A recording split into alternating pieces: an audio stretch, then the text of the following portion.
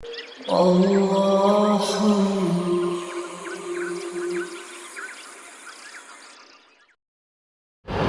باللہ من الشیطان الرجیم بسم اللہ الرحمن الرحیم۔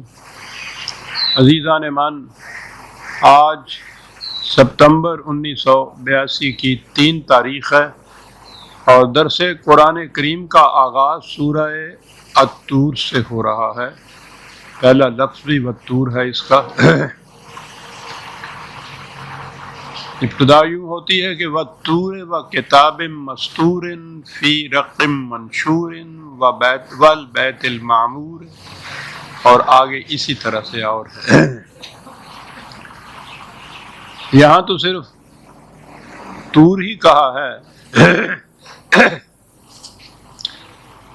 یہ سورہ التین میں سورت کا نمبر ہے 95۔ وہاں اس کے ساتھ اور بھی 3 چیزیں ملائی گئی ہیں۔ والتین والزیتون وطور سینین وہذا البلد الامین۔ آپ قرآن کریم کے تراجم میں آپ دیکھیں گے تو لکھا ہوا ہوگا کہ قسم ہے ان چیزوں کی۔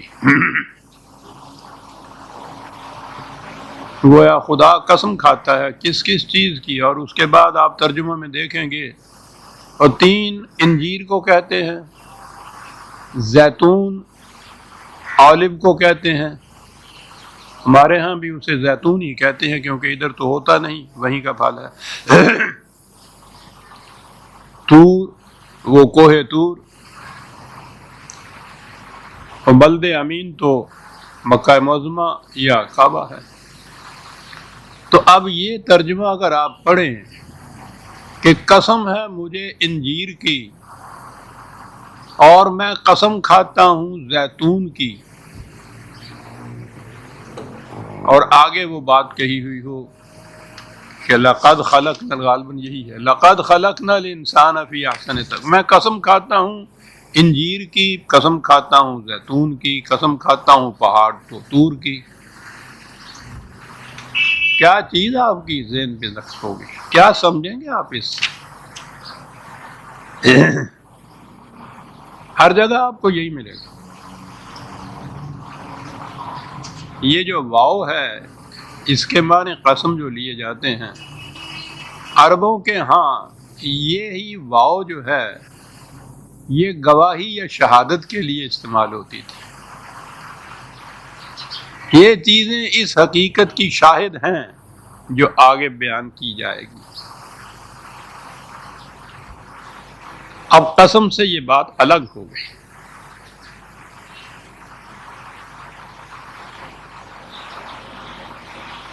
وہ آگے بات ہمیں سوچنے کی ہو جائے گی کہ یہ جو آگے بات کہی گئی ہے اس کی شاہد کیسے ہیں، اس کی گواہ کیسے ہیں، اس کی شہادت کس طرح سے یہ چیزیں دیتی ہیں۔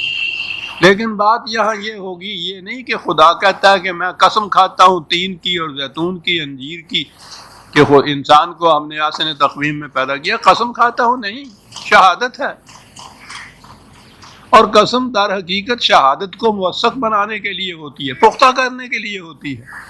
وہ عدالتوں میں بھی جو پہلے کہتے ہیں نا کہ یہ قسم اٹھا کے اب کہو کیا کہتے ہو شہادت میں، گواہ سے قسم جو لی جاتی ہے تو وہ اس کی جو بیان کر رہا ہوتا ہے، شہادت دے رہا ہوتا ہے، وہ اس کی توثیق کے لیے، اس کی اور زیادہ پختہ کرنے کے لیے وہ ہوتی ہے۔ اس اعتبار سے یہ قسم کے معنوں میں یہ واو استعمال ہوتا تھا، ورنہ یہ بات شہادت ہی کی تھی، گواہی کی تھی کہ یہ شاہد ہے اس بات کے اوپر جو ہم کہہ رہے ہیں۔ اور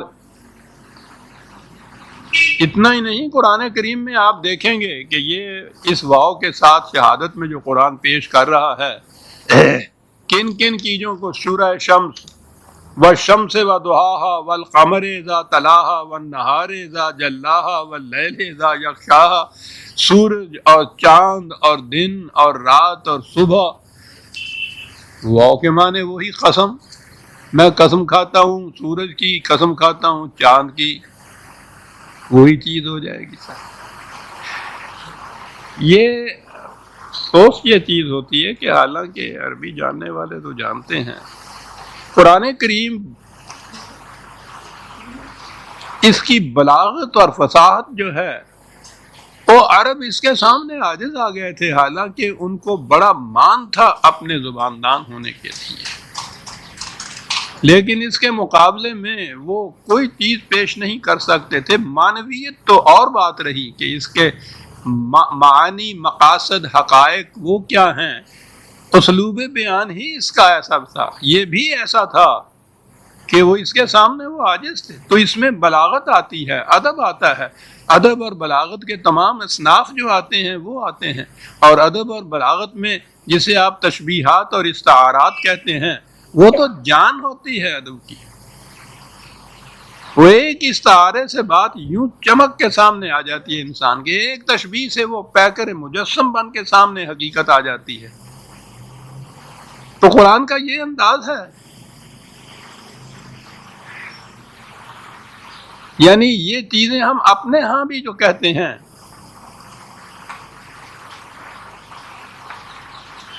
یاد تازہ ہو گئی، اور کیا یاد تازہ کروں میں یاد، کہ باٹا پور نہر کے کنارے آج تک اس کی شہادت دیں گے کہ ہمارے جاں فروشوں نے کس پامردی سے دشمن کا مقابلہ کیا۔ وہ باٹا پور نہر کے کنارے شہادت نہیں دے رہے ہیں، لیکن آپ دیکھتے ہیں کہ یہ کہے جائے گا۔ میدان کارزار کا ذرہ ذرہ اس کی گواہی دے گا، وہ ذرات تو گواہی نہیں دیتے۔ یہ انداز ہے یہ کہنے کا کہ وہاں یہ بات ہوئی تھی، اور وہاں سے ہی یہ تاریخی حقیقت جو ہے مستقر کی جا سکتی ہے۔ یہ اقبال کہتا ہے، آب رود گنگا وہ دن ہے یاد تجھ کو، اترا تیرے کنارے جب کارواں ہمارا۔ تو آب رود گنگا کو تو کوئی دن یاد نہیں ہوتے۔ کہنا تو یہی تھا کہ ہم یہاں ہندوستان میں آئے، مسلمان ایک کارواں کی حیثیت سے آئے، اور ان گنگا کی وادیوں میں وہ پھیل گئے، اسلام اس طرح سے یہاں مسلمان اس طرح سے پھیلے۔ تو یہ انداز ہے، ادب کی جان ہوتا ہے۔ اب اگر کوئی یہ بات کہنا شروع کر دے کہ صاحب میں تو گیا تھا وہاں جا کے گنگا کے کنارے، اور میں نے تو وہاں دیکھا، اس نے تو مجھے کچھ بھی نہیں بتایا، تو آپ بتائیے کہ اس کا جواب کیا دیا جائے گا۔ ابھی اگلی ہی جو سورت آتی ہے، سورہ نجم ہے، اس میں ون نجم اذا ہوا ہے، ستارے کے متعلق یہ بات کہی گئی ہے۔ اور ستاروں کے متعلق تو ہمارے ادب میں، ہماری شاعری میں وہ اس قدر مضامین ہیں، اس قدر ان کی گواہیاں لاتے ہیں، جیسے کہا جائے آپ کچھ بات باٹا پور نہر کی اور سن 65 کے جاں فروشوں کی آ گئی تو ایک طوفان برپا ہو جاتا ہے میرے سینے میں، تو پوچھو نہیں میں نے کیا کیا دیکھا تھا اس دوران میں۔ تو ستاروں کی بات جو ہوئی تو ہمارے ہاں جس انداز سے یہ چیزیں استعارتاً استعمال ہوتی ہیں، وہ بات بھی بڑے سوز و گداز کی تھی۔ وہ کہتا ہے کہ تنہائی کے نازک لمحوں میں کچھ تم ہی ستاروں بات کرو،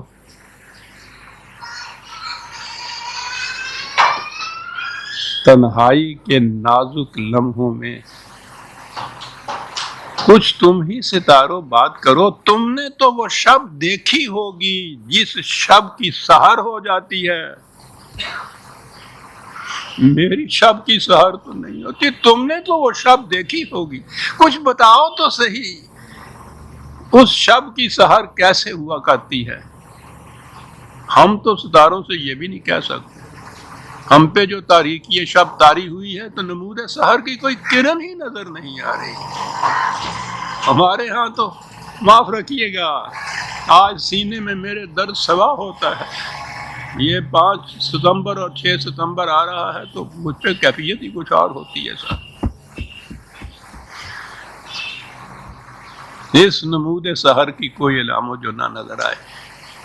مایوسی کے عالم میں خاموش تھا جس نے کہا تھا کہ گم ہوئی ہے کہاں کلید سحر، گردش روزگار کچھ تو کہو گم ہوئی ہے کہاں۔ کلید سحر گردش روزگار کچھ تو کہو. سن لیجیے ایک اور شعر بھی کہ گم شدہ راستوں کے ویرانوں، گم شدہ راستوں کے ویرانوں داستان غبار کچھ تو کہو. اب تو ہمارے گم شدہ راستوں کے ویرانوں کا یہ داستان غبار کہنے والا بھی آپ کو کوئی نہیں ملے گا عزیزان مان. یہ ایک زرد پتا ہے اس درخت خزاں دیدہ کے اوپر کھڑا ہوا، اور دوسرا اور مجھے اب نظر بھی کوئی نہیں آ رہا. خیر بات کہاں سے کہاں چلی جاتی ہے.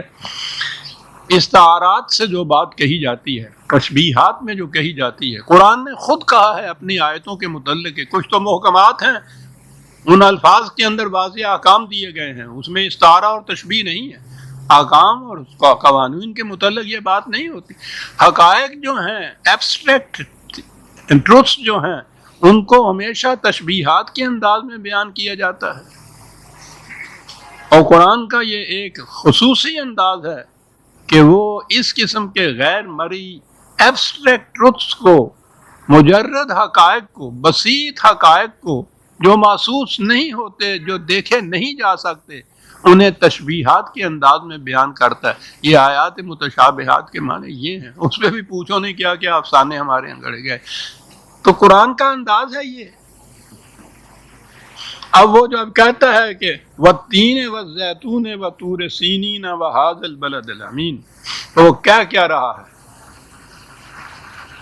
بات اس نے یہ کہنی ہے کہ یہ جو کشمکش حق و باطل زمانہ نزول قرآن عادت میں پیش کرتا ہے، اپنے دعوی کی شہادت میں وہ پیش کر رہا ہے کہ جہاں کہیں بھی یہ وحی کا پیغام اس کی نمود ہوئی، اس کی آواز بلند ہوئی، اور اس کی مخالفت میں یہ جتنے مترفین تھے یہ سارے اٹھ کھڑے ہوئے.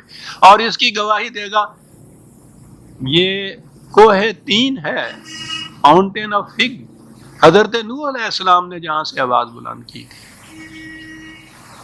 یہ ماؤنٹین آف فگ جو یہ ہے، وہ زیتون عالم ماؤنٹین، وہ اب بھی وہ تورات میں، انجیل میں یہی ہے.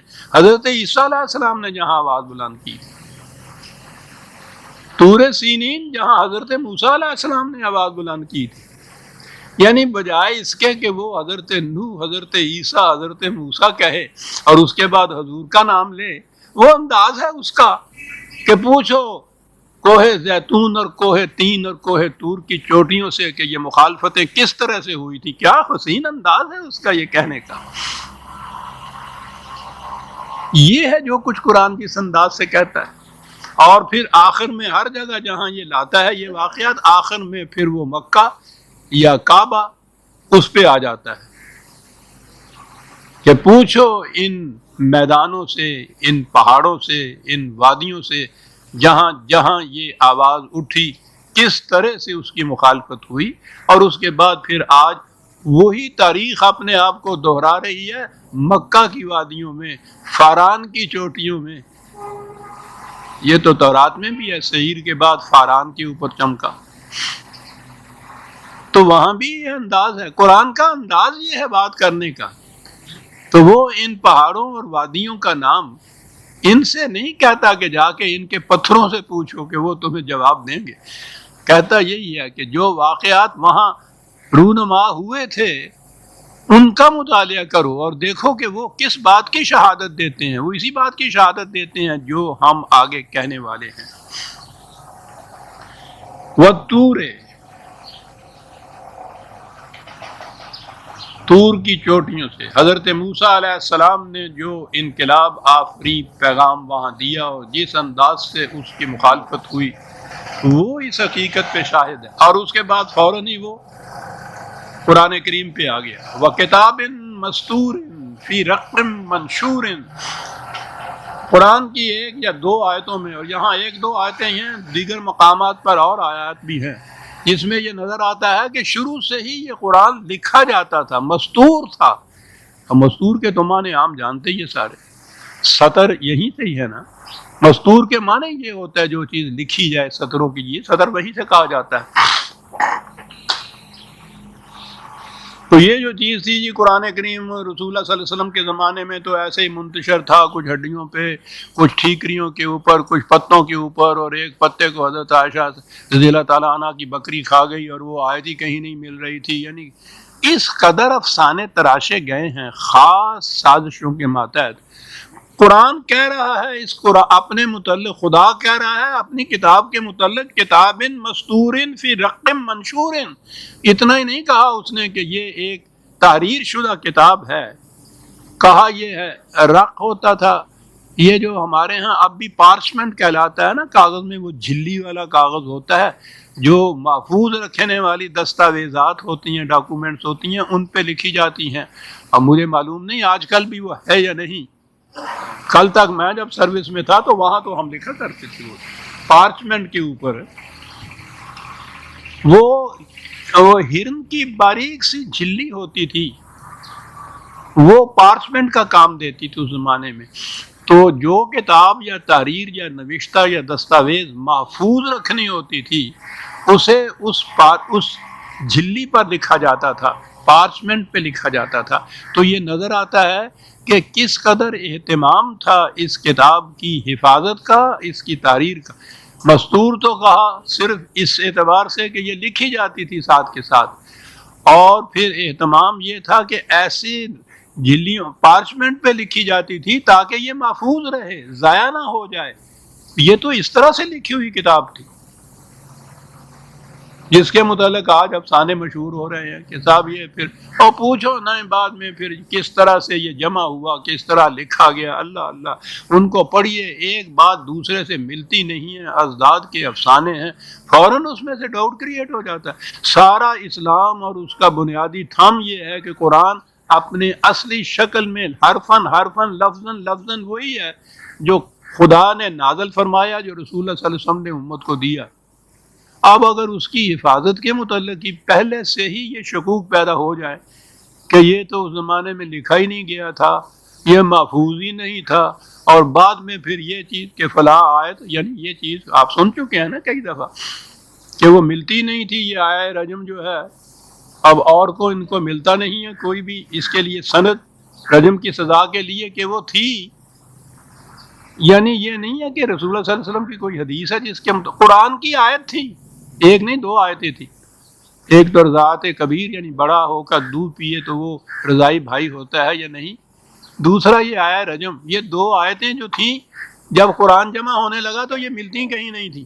اللہ اللہ ڈھونڈیا پڑی اس کی، پوچھتے پوچھتے حضرت عائشہ صدیقہ رضی اللہ تعالیٰ عنہا کے پاس گیا کہ آپ کو کچھ علم ہوگا. انہوں نے کہا میرے بچوں مجھے علم کیا، میرے تو سامنے کا یہ واقعہ ہے. یہ کھجور کے دو پتوں کے اوپر لکھی ہوئی تھی یہ آیتیں، اور یہ اندر تخت کے پاس رکھی ہوئی تھی. اندازہ لگائیے قرآن کی آیت ایک ہی جگہ صرف، اور کہیں نہیں تھی. اور حضور کی وفات پہ جب گھر میں کوہرام مچا ہے تو وہ باہر ہماری بکری جو تھی اس نے رسا توڑایا، ہم تو حضور کی وفات میں لگے رہے اور وہ اندر جا کے اس پتے کو کھا گئی. چلیے گاؤ خورد و گورا کا صاحب برد، بکری کھا گئی اور کہیں اور اس کا نام نشان نہیں، وہ بکری کھا گئی. بکری کو قصاب نے ذبح کر لی، اسے تم کھا گئے. قرآن جمع ہو رہا ہے. اس کے بعد یہی ہے کہ پھر ہوا کہ کریں کیا بھائی. حضرت عمر نے کہا ہاں یہ آیتیں ہم پڑھا کرتے تھے رسول اللہ کے زمانے. دیکھیے ایک غلط بات کو ثابت کرنے کے لیے کتنے جھوٹ بولنے پڑتے ہیں کہ رجم کا حکم خدا کی طرف سے تھا، اس کے لیے ملتا نہیں قرآن سے، وہ یہ کہا گئے. پھر کیا کیا جائے؟ حضرت عمر نے کہا ہم پڑھا کرتے تھے. اللہ اکبر. انہوں نے کہا پڑھا کرتے تھے تو آپ تو بہت معتبر ہیں اس معاملے کے اندر ہے، تو آپ اس میں لکھ دیجئے قرآن میں. کہنے لگے نہیں میں نہیں لکھتا بابا، یہ لوگ کہیں گے قرآن میں اضافہ کر دیا. عمر نے خود کہہ رہے ہیں کہ ہم پڑھا کرتے تھے رسول اللہ کے زمانے میں، خود ہی کہہ رہے ہیں میں نہیں کہا. اور عمر جیسا جید وہ کہہ رہا ہے نہیں میں نہیں لکھتا بھائی. کہنے لگے پھر کیا کریں، خدا کا یہ حکم تھا قرآن میں تو ہے نہیں. کہنے لگے کوئی بات نہیں، قرآن میں نہیں ہے تو ہم قرآن میں تو اس کو نہیں داخل کریں گے، لیکن عمل اسی حکم کے اوپر کریں گے. چلیے بھائی پوچھو نا کیا کچھ ہمارے ساتھ ہوا ہے.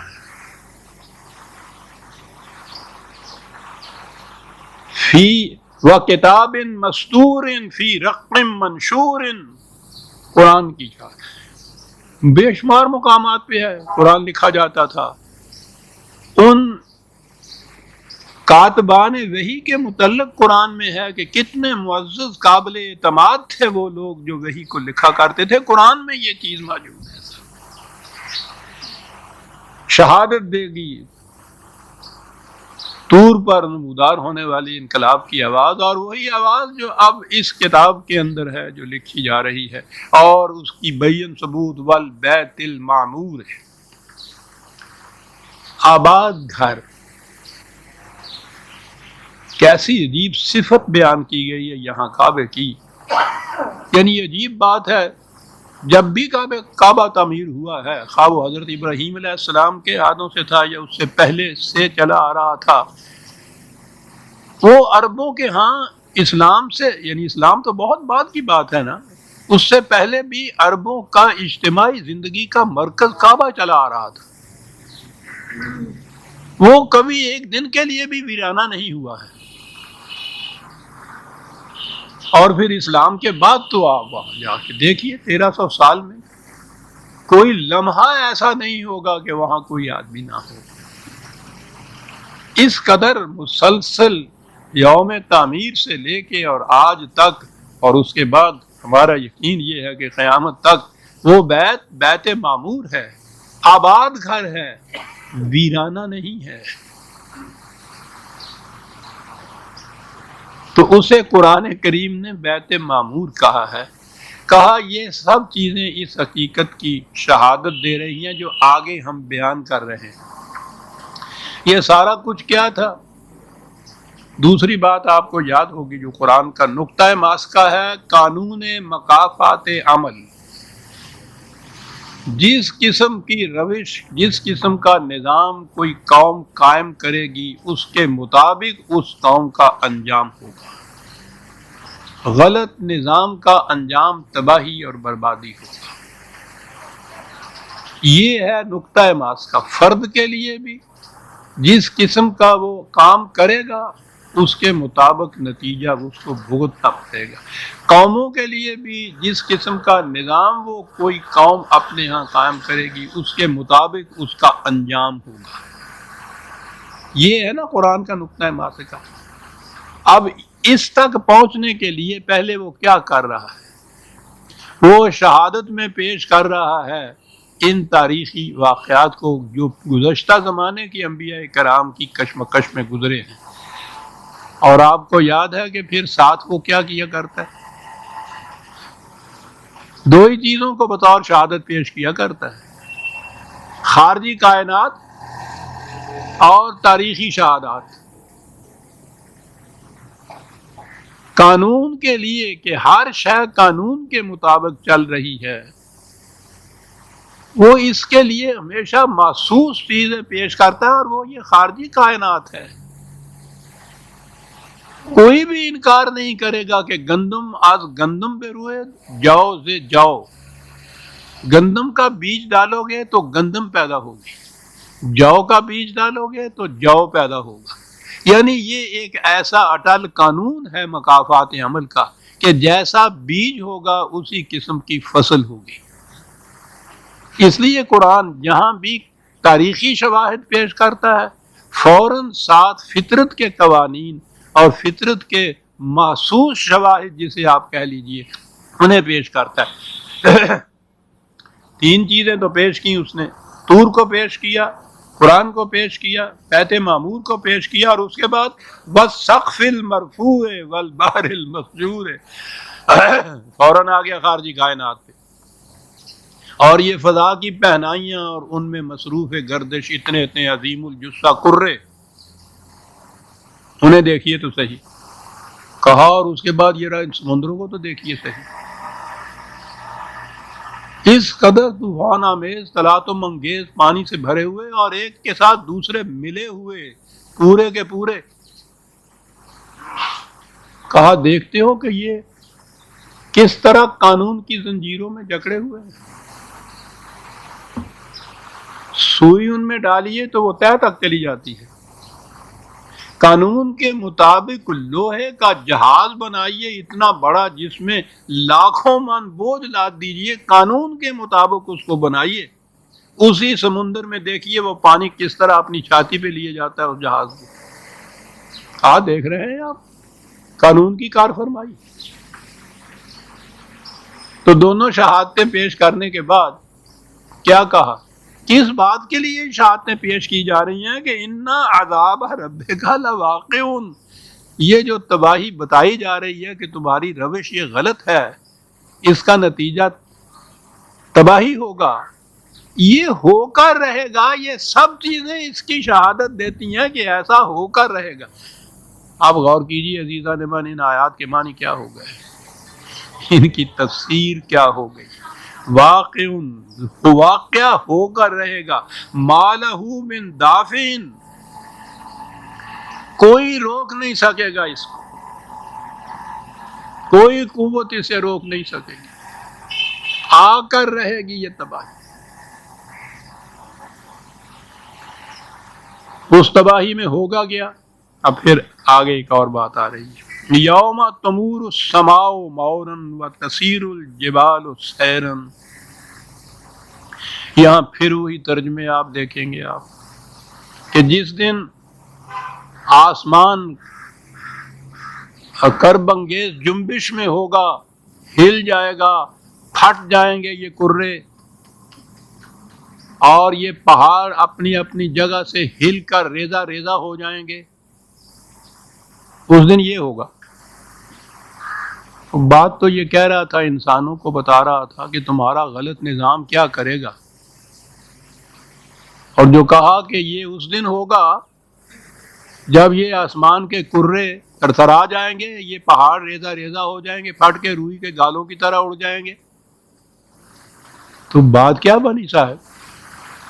اب اس کے متعلق آپ تفسیروں میں دیکھیے، وہ کہتے ہیں یہ قیامت کی نشانیاں، یہ قیامت جب آئے گی تو یہ ہوگا، زمین پڑ کے ریزہ ریزہ، پہاڑ بھی اڑ جائیں گے روئی کے گالوں کی طرح، آسمان کے یہ جو کرے ہیں یہ سارے کے سارے یہ تباہ ہو جائیں گے، وہ کچھ نہیں رہے گا۔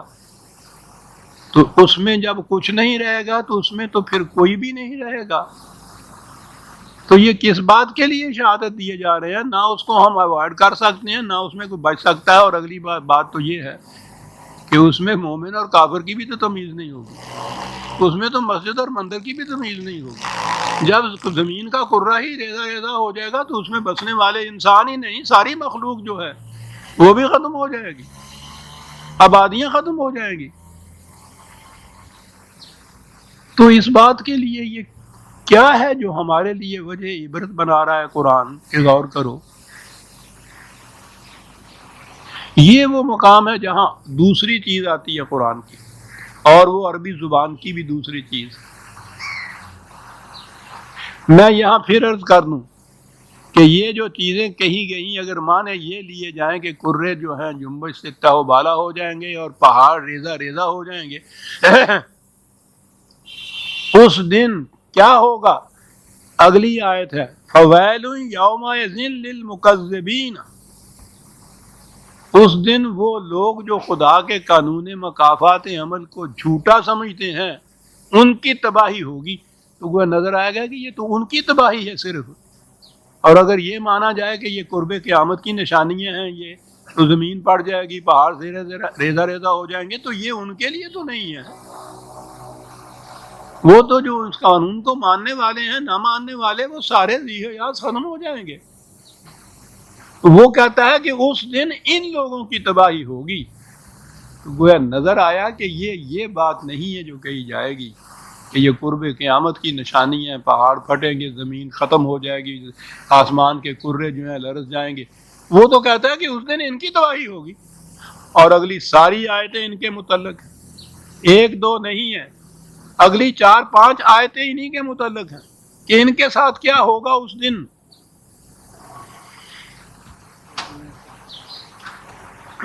شکریہ۔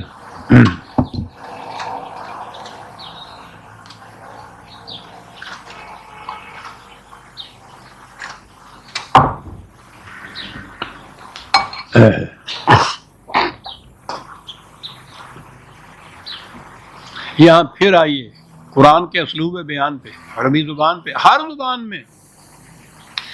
زبان میں لفظ کا ایک تو جسے کہتے ہیں نا لٹریری میننگ، لفظ کے لفظی معنی، اس کو ہمارے ہاں لفظی معنی کہتے ہیں، لغوی معنی اس کو کہتے ہیں، لغات کی روح سے جو وہ لفظ مانا جاتا ہے، لٹریری میننگ کہتے ہیں اس کو انگریزی زبان میں۔ جب ہم کہتے ہیں کہ صاحب اس کا کیا پوچھتے اس کی بہادری کا، وہ تو شیر ہے، شیر، تو وہ اس سے مراد وہ درندہ نہیں ہوتا جو جنگل میں رہتا ہے۔ کبھی کسی نے اس سے مراد یہ نہیں لیا کہ وہ انسان نہیں ہے، اس کے معنی یہ ہے کہ وہ اتنا بہادر، اتنا جری، اتنا دلیر، اتنا قوی ہے جیسے شیر ہوتا ہے، شیر کے ساتھ اس کو تشبیہ دی ہے۔ یہ جو مفہوم ہے کہ شیر کہا جائے اور اس کے معنی ایک بہادر انسان لیا جائے، اسے کہتے ہیں مجازی معنی لینا۔ شیر کے معنی جنگل میں رہنے والا وہ درندہ، وہ اس کے لٹریری معنی ہوں گے، لغوی معنی ہوں گے، لفظی معنی ہوں گے، اور یہ کہ اس سے مراد ایک بہادر انسان ہے، یہ اس کے لٹریری، یہ اس کے مجازی معنی ہوں گے۔ اور عربی زبان کے اندر تو لٹریری میننگ تو کوئی تھوڑے سے لکھے ہوتے ہیں، وہ مجازی معنی تو پوچھو نہیں کتنے ہوتے ہیں ان کے ہاں۔ وہ جو قوم ایک اونٹ کے لیے 1000 لفظ اپنی زبان میں رکھتی تھی، تو وہ 1000 لفظ وہ لٹریری لفظ ہوں گے، وہ تو اونٹ کے لیے تو ایک ہی لفظ کافی ہے، اونٹ، اور کیا چاہیے۔ وہ مجازی معانی میں زبان بڑی وسیع تھی ان کی، اور زبان کی وسعت تو ظاہر ہے کہ مجازی معنی لینے سے ہوں گے، لٹریری میننگ لینے سے تو زبان میں ایک لفظ ہے، پانی ہے، اس کے لیے پانی کا لفظ ہے، پانی کے معنی معاملہ ختم ہو گیا۔ لیکن جب پھر آب و تاب ہوگا اور آب ہوگا اور یہ معنی مجازی لیتے چلے جائیں گے آپ، تو زبان میں وسعت پیدا ہوگی۔ عربوں کے ہاں بڑی وسیع تھی زبان، اس لیے ان کے ہاں مجازی معنی بہت تھے۔ ان کے ہاں سما کے معنی ہمارے ہاں بلندی لیتے ہیں نا، جسے ہم کہتے ہیں نا کہ ان کا ترا دیکھیے آسمان کو چھو رہا ہے۔ وہ جو اکڑ کر چلنے والے ہوتے تھے، فخر کے ساتھ، تکبر کے ساتھ، بڑے بننے والے، انہیں وہ اس سے تشبیہ دیے جاتے تھے۔ اس کے مجازی معنی یہ بھی تھے ان کے ہاں۔ جبال کے معنی تھے کہ وہ جن کو کوئی نہ سکے، ایسے لوگ جو اپنے ذہن میں یہ سمجھے ہوئے ہوں کہ ہم جو جم کر بیٹھے ہوئے ہیں، ہماری جڑیں اتنی مضبوط ہیں کہ کوئی ایسا ماں کا لال نہیں پیدا ہوا جو ہمیں اکھیڑ دے، ہلا دے اپنے مقام سے۔ تو یہ ایسے لوگ جن کا یہ زعم تھا کہ ان کو کوئی ان کے مقام سے ہلا نہیں سکتا، وہ ان کو مجازی طور پر یہ پہاڑ یا جبل کے طور پر یا جبال کے معنوں میں استعمال کرتے تھے۔ اب بات سمجھ میں آ گئی کہ یہاں ان الفاظ کے معنی مجازی لیے جائیں گے، لفظی یا لغوی نہیں لیے جائیں گے۔ یہ مقام قرآن کے سمجھنے میں بڑا نازک ہے۔ یہ نہیں کہ جس مقام پہ ہم جی چاہے مجازی معنی لے لیں اور جہاں جی چاہے ان کے لغوی معنی لے لیں، پھر تو مسخ ہو جائے گی یہ تعلیم۔ اس کے لیے بھی کوئی طریقہ اور کوئی اسلوب ہونا چاہیے، کہاں لیے جائیں گے۔ میں نے ابھی وہ بات بیان کر دی کہ قرآن نے پہلے تو یہ کہا ہے کہ ان سے یہ کہہ دیجئے کہ یہ چیزیں اس پہ شاہد ہیں کہ تمہاری غلط روش زندگی کا نتیجہ تباہی ہوگا۔ درمیان میں یہ دو چیزیں آئیں کہ جس دن یہ اکابرین جو ہیں، جن کے ترے آسمان کو چھوتے ہیں اور جو سمجھ رہے ہیں کہ ہمیں کوئی ہلا نہیں سکتا، ویل یومئذ للمکذبین، اگلی آیت یہ ہے۔ اور پھر الذین هم فی خوض یلعبون یوم یدعون الی نار جہنم دعا ھذہ النار التی کنتم بہا تکذبون، یعنی یہ سارا کچھ اگلی آیات جو ہیں وہ ساری اس تباہی کی تشریح کر رہی ہیں۔ تو ان آیات کو جب ہم دیکھیں، پہلی آیت میں یہ ہے کہ وہ تباہی کا عذاب واقعہ ہو کر رہے گا، اگلی آیات میں یہ ہے کہ یہ عذاب ان لوگوں پر مسلط ہوگا کہ جو ان صداقتوں کا انکار کر رہے ہیں۔ تو اب جب یہ سیاق اور سباق اسے کہتے ہیں، پہلی آیتیں بعد کی آیتیں، ان کو سامنے رکھیے اور اس کے درمیان میں پھر دیکھ لیجئے، وہ آیتیں خود بتائیں گی کہ ان الفاظ کے معنی مجازی لیے جائیں گے، لفظی یا لغوی نہیں لیے جائیں گے۔ یہاں پہاڑ اور یہاں آسمان نہیں اس کے معنی ہوں گے، فٹ نہیں بیٹھ سکتا۔ یہ معنی جو ہیں وہی معنی فٹ بیٹھیں گے جو پہلی آیت میں اور بعد کی آیت میں، فویل یومئذ للمکذبین، للذین، انسانوں کی بات ہو رہی ہے، ان کے لیے تباہی آئے گی۔ یہ طریقہ ہوتا ہے الفاظ کے مجازی معنی لینے کا، یوں نہیں جہاں جی چاہے یہ کر لیا۔ میں نے عزیزان من جو قرآن کریم کے اوپر غور و تدبر میں اپنی زندگی بسر کی ہے، جو میں کہتا ہوں کم از کم بھی گن لوں تو 50 سال تو نکل آتے ہیں، اس طریق سے بھی یہی ہیں وہ چیزیں جن پہ غور کرنے کی ضرورت ہوتی ہے۔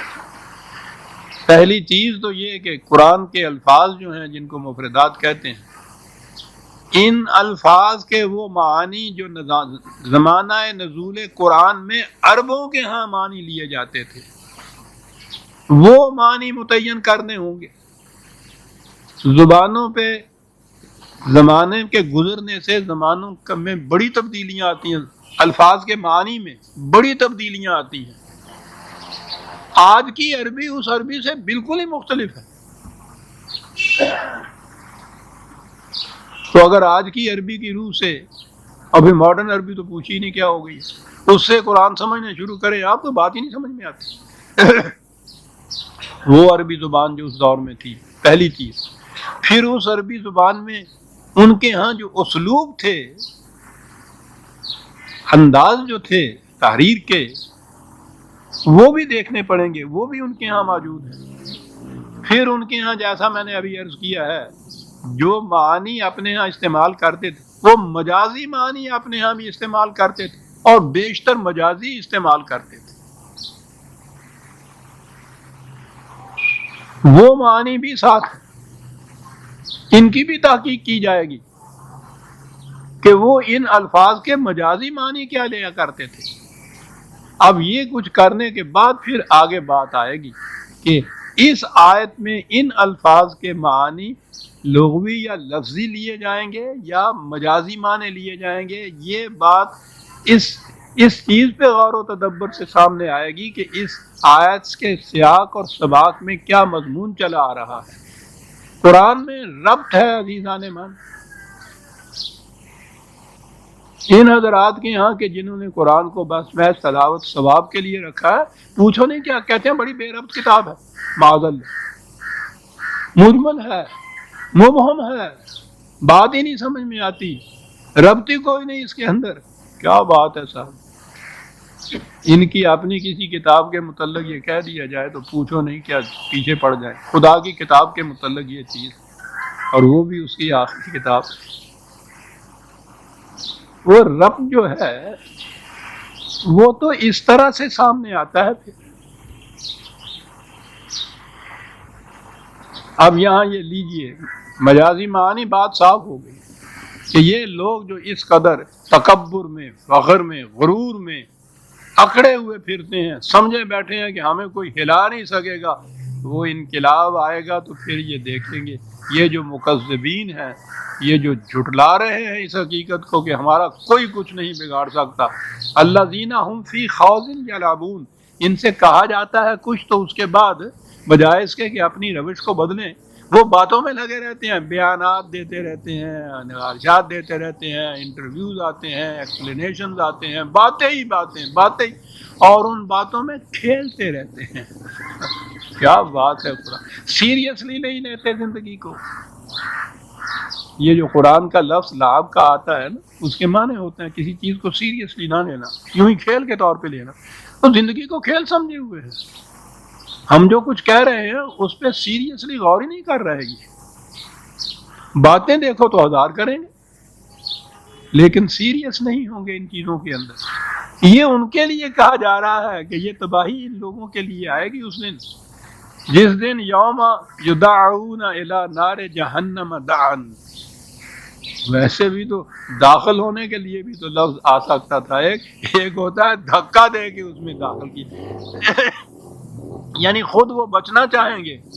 ایک لفظ میں قرآن نے انداز کیا بیان کیا، وہ خود وہاں سے بھاگنا چاہیں گے، بچنا چاہیں گے، لیکن وہ انقلاب کے حوادث، وہ تلاطم خیزیاں جو ہیں ان کو دھکیل کر اس کے اندر ڈال دیں گے، بچ نہیں سکیں گے۔ اور وہاں ان سے کہا جائے گا کہ هذه النار التي كنتم بها تكذبون، یہ ہے وہ عذاب۔ یاد رکھیے یہ نار کا لفظ قرآن کریم میں بھی آگ اس کے معنی ہوتے ہیں، مجازی معنی اس کے بھی بے شمار ہوتے ہیں۔ جہنم کے لیے بھی یہ لفظ آتا ہے جہاں نار کے معنی آتے ہیں۔ ہر شے جو تباہ اور برباد کر کے رکھ دے اس کے لیے یہ استعمال ہوتا ہے یہ لفظ۔ تباہی کی انتہا یہ ہے کہ خاکستر ہو کر رہ گئے کوئی چیز راکھ بن کر رہ جائے کوئی چیز۔ کہا یہ کیفیت ہے، ان سے کہا جائے گا کہ یہ ہے وہ تباہی کی آگ جسے تم جھٹلایا کرتے۔ افسحر ھذا ام انتم لا تبصرون، پھر وہی لفظ آ گئے۔ سحر کے معنی ہمارے ہاں ہر جگہ جادو ہی کیا جاتا ہے۔ آ جائے گا کہ بتاؤ یہ اگر یہ جادو کا معنی لیے جائے تو یہ جادو ہے یا تم دیکھ رہے ہو اس کو؟ یہاں جادو کی تو کوئی بات نظر نہیں آتی۔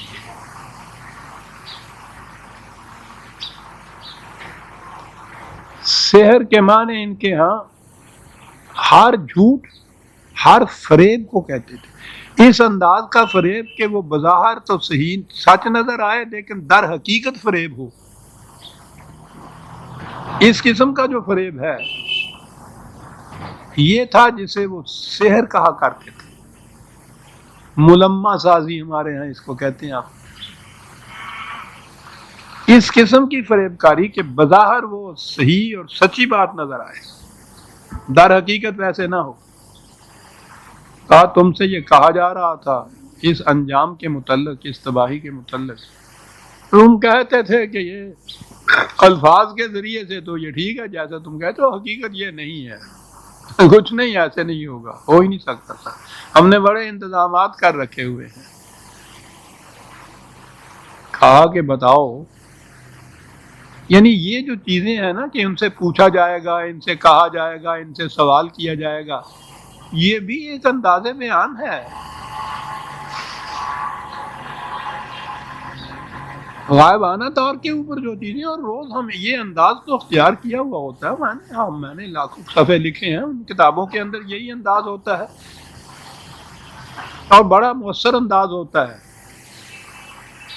غائبانہ کسی سے یہ چیزیں جو کہنا، وہ اس کو محاکاتی انداز کہتے ہیں، ڈرامائی انداز جسے ہم کہتے ہیں، ایسے جیسے سچ مچ یہ واقعہ ہو رہا ہے۔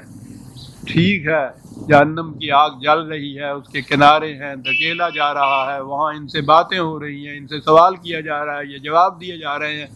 یہ ایک انداز بیان ہے، یہ نہیں ہے کہ یہ فی الواقعہ محسوس طور پر ہی اس قسم کی یہ باتیں ہیں جو کہی جا رہی ہیں کہ یہ ایسا اس طرح سے ہوگا۔ اور قرآن مختلف مقامات میں خود ہی یہ واضح کر دیتا ہے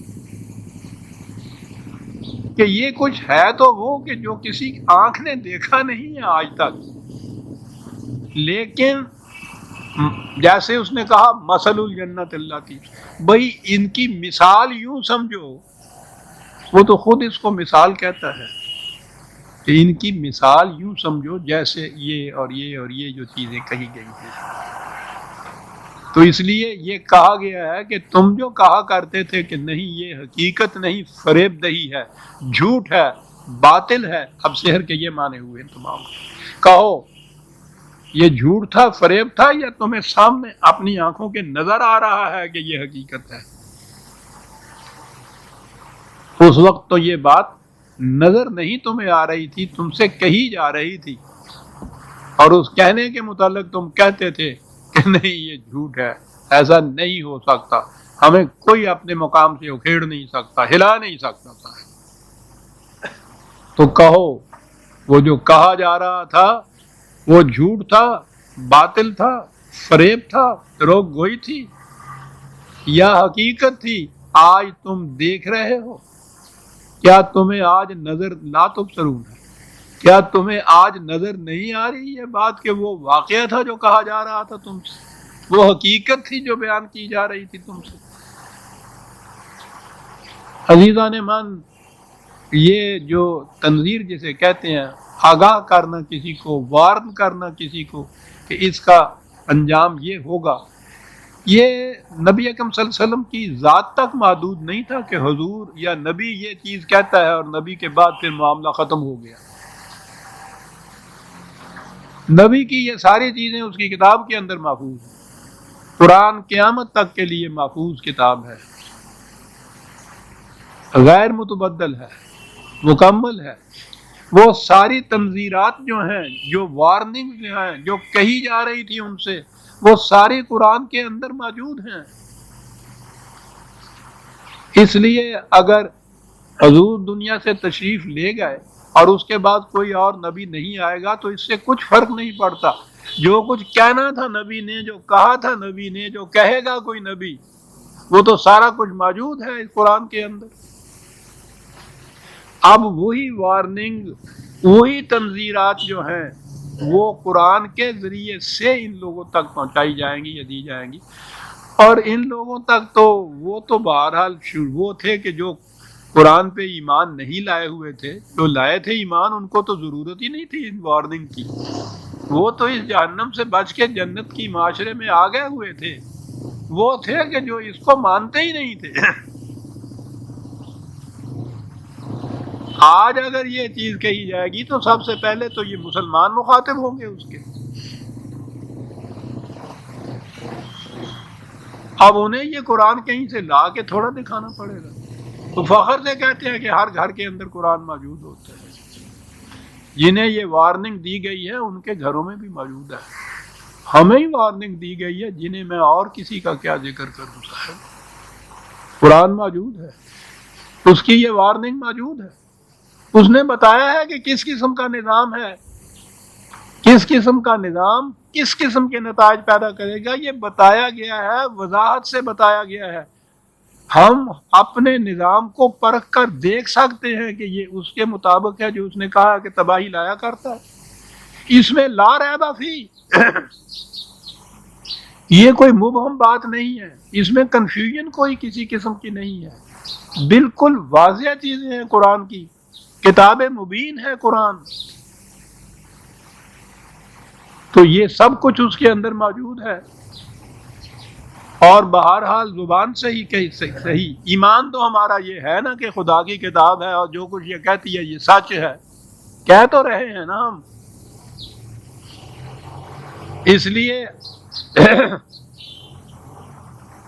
نبوت کے ختم ہو جانے سے کچھ فرق نہیں پڑتا. کسی اور کے آنے کی ضرورت نہیں کہ آ کر یہ وارننگ ہمیں دے. وہ سب کچھ اس میں موجود ہے.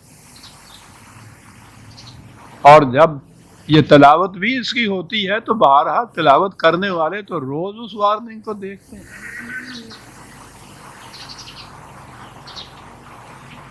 اس لیے جو کیفیت وہاں تھی کہ وارننگ دی جاتی تھی اور وہ کہتے تھے کہ یہ کچھ سچی بات نہیں ہے ایسے ہی ہے، وہیں اسی مقام پہ ہم ہیں. یہ نہیں کہ اب وارننگ نہیں دی جاتی اور ہمیں معلوم نہیں ہے کہ وہ کیا چیز تھی. وارننگ موجود ہے، ہم اپنی آنکھوں سے دیکھتے ہیں روز اس وارننگ کو اور پھر اسے سچا نہیں سمجھتے. کون ہے وہ جو جلتی ہوئی آگ میں اپنے آپ کو جھونک دے؟ کیوں نہیں جھونکتا وہ؟ وہ اس حقیقت کو سچ سمجھتا ہے کہ یہ آگ ہے، اس میں داخل ہونے سے جل جاتا ہے، جلنے سے انسان مر جاتا ہے، اس پہ اس کا یقین ہے نا۔ اگر یہ یقین ہو کہ یہ غلط نظام جو ہے، اس غلط نظام کا نتیجہ اسی طرح سے ہی جل جانا ہے، تباہ ہو جانا ہے، اگر اسی طرح یقین ہو جیسا آگ کے متعلق یقین ہے ہمیں، تو پھر تو کوئی بھی دانستہ آگ میں نہیں کودتا، وہ تو کوئی پاگل ہوتا ہے وقتی طور پہ جو خودکشی کرتا ہے۔ تو یہ قرآن پڑھنے کے باوجود، یہ تنظیرات دیکھنے کے باوجود ہم جو اس سے وہ سبق نہیں لیتے، تو ہم اسی مقام پہ ہیں جس مقام پہ وہ مکذبین تھے۔ ہم بھی تکذیب کرتے ہیں اس کی، اور پھر تکذیب کا لفظ تو خود بڑا جامع لفظ، ایک تو انکار ہوتا ہے، قرآن نے یہاں انکار نہیں کہا۔ تکذیب ہوتی ہے کہ کسی چیز کو زبان سے تو مان لینا، لیکن عملاً یہ کہنا کہ نہیں صاحب بات ایسے ہی ہے، یہ ہم مکذبین ہیں قرآن کو ماننے والے۔ کہیں متعین طور پر بیٹھ کے جو بھی چاہے ذرا دیکھ تو لیں اس کے اندر سے، اور پھر اپنے معاشرے کو اس آئینے کے سامنے دیکھ لیں کہ قرآن کیا کہتا ہے اس کے متعلق، پھر نظر آ جائے گا کہ ہمارا یہ دعویٰ کہ یہ خدا کی کتاب ہے، اس کا ایک ایک لفظ جو ہے حقیقت ہے، واقعتاً ایسا ہے، ایسا ہو کر رہتا ہے، کہاں تک ہم اسے مانتے ہیں اور کہاں تک اس کو جھٹلاتے ہیں، کہاں تک ہم صادقین میں سے ہیں اور کہاں تک ہم مکذبین میں سے ہیں۔ کہا دیکھتے ہو اپنی آنکھوں سے، اب اصلوہا، اب تو اس میں داخل ہونا پڑے گا، اور اس کے بعد ہے کہ اب فاصبروا او لا تصبروا سواء علیکم، چیخو چلاؤ، دہائی دو، یا صبر سے برداشت کر جاؤ، یکساں ہے، کچھ فرق نہیں پڑے گا۔ جب وہ تباہی آ جاتی ہے اس وقت دہائی دینے سے کچھ نہیں ہو سکتا، وہ تو اس سے پہلے کی بات ہے کہ جب ابھی اس کا مہلت کا وقفہ ہوتا ہے کہ تم اپنی روش میں صحیح تبدیلی پیدا کر لو، تو یہ جو تبدیلی پیدا کی ہوئی ہوتی ہے اس کا نتیجہ ہوتا ہے جو اس تباہی کو ٹال دیتا ہے۔ ایسے نہیں وہ رک جاتی، اس میں تو کہا تھا کہ ما لہ من دافع، کوئی اسے روک نہیں سکتا، اور جب آ جاتی ہے تو اسے کوئی روک نہیں سکتا۔ اس سے پہلے پہلے کی بات یہ ہے، کہا یہ سارا کچھ جو ہم نے کہا ہے تم سے،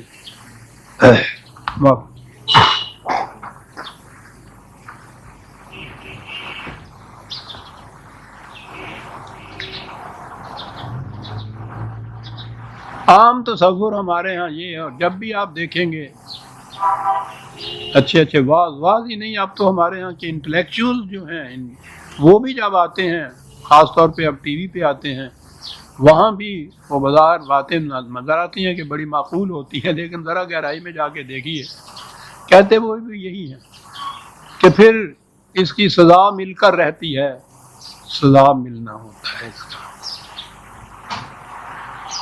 سزا کا تصور ویسا ہوتا ہے کہ جرم کیا ہے کسی اور نے اس کے متعلق آ کر سزا دی ہے۔